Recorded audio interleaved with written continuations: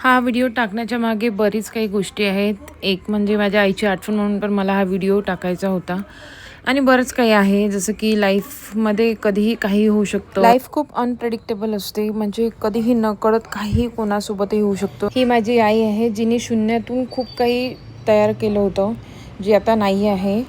जी आमच्यासाठी नेहमी स्वतःकडे लक्ष न देता नेहमीच फक्त आमच्यासाठी झटत राहिली. काहीही असो, नुसतं घरामधली कामं, स्वतःकडे लक्ष न देणं, सगळ्यांचं सगळं करत राहणं, ते मग आम्ही असो किंवा मग नातेवाईक असो.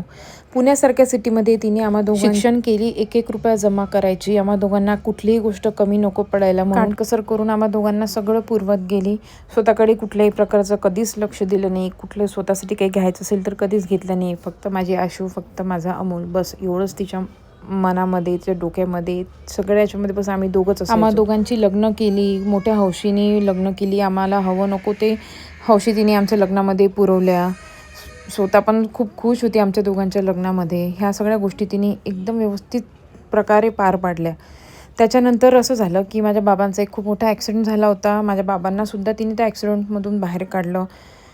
पण तेव्हाही तिने स्वतःकडे तेव्हा पण ती लक्ष नाही देऊ शकली. त्याच्यानंतर लगेच मग माझी डिलिव्हरी आली. माझी डिलिव्हरीच्या मागे मग ती लागली. डिलिव्हरी म्हटलं की डिलिव्हरीच्या घरामध्ये खूप कामे असतात आणि शेवटी ती आई आहे, त्यामुळे मग पोरीला कसं काय त्रास होऊ देईल. मला खूप पाठीचा आणि कमरेचा त्रास होता, त्यामुळे माझी आई 3 महिने बिट्टूला रात्रभर स्वतः जवळ घेऊन झोपायची. तिने एकदाही माझ्याजवळ रात्रभर बिट्टूला दिलं नाही. इतक्या गोष्टी आहे ना की ज्या मी अजून पण म्हणजे सांगायला मला मन भरून येतो. ती मला म्हणायची की तू झोप, मी आहे ना, मी बिट्टूला घेईल, मी बिट्टूला सांभाळेल. आणि तिने ते पण पूर्ण केलं.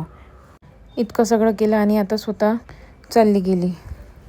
इतक्या कमी वयामध्ये अशी जीवघेणी बिमारी तिच्या मागे लागेल हा आम्ही विचारसुद्धा केला नव्हता. आताचे तुम्ही जे हे फोटो बघतायत त्यामध्ये कोणी बघून कोणाला वाटणारसुद्धा नाही की या बाईला असं होऊ शकतं. आधी काहीच दुखणं नाही, काहीच त्रास नाही, काहीच नाही. अचानक एकदम अशी बिमारी येऊन गेली की ज्यामुळे सगळ्याच गोष्टी संपून गेल्या. मी तर सगळ्यांना एकच हे म्हणेल की कुठलीही बिमारी असो, साधी सर्दी असो किंवा खोकला असो, तुम्ही बिलकुल अवॉइड नका करू. कारण कुठली बिमारी कधी जीव घेण्यासारखी बनेल हे आपल्याला माहीत नसतं. तिला पण इतकं कॉन्फिडन्स होता की मला काहीच होणार नाही, मला काही झालेलं नाही आहे. तिने पण खूप लक्ष दिलं नाही, आमच्या कुठल्याच गोष्टी ऐकत नव्हती. त्यामुळे त्या गोष्टी जरा जास्त होत गेल्या आणि अचानकपणे मग हे सगळं घडलं. आणि आपलं माणूस गेलं की खूप कठीण होऊन जातं. रोज रडून पण आपण कोणाजवळ रडणार ना. दुःख तर ही रोजच होत राहतं. शेवटी ती आई आहे ना. ज्याचं जातं त्यालाच माहीत असतं काय असते ते. आईची जागा तर कधीच कोणी घेऊ शकत नाही, हे तर खरं आहे बाबा. आणि सारखी म्हणत राहायची की माझं कधी कोणाला करायचं काम नको पडायचं.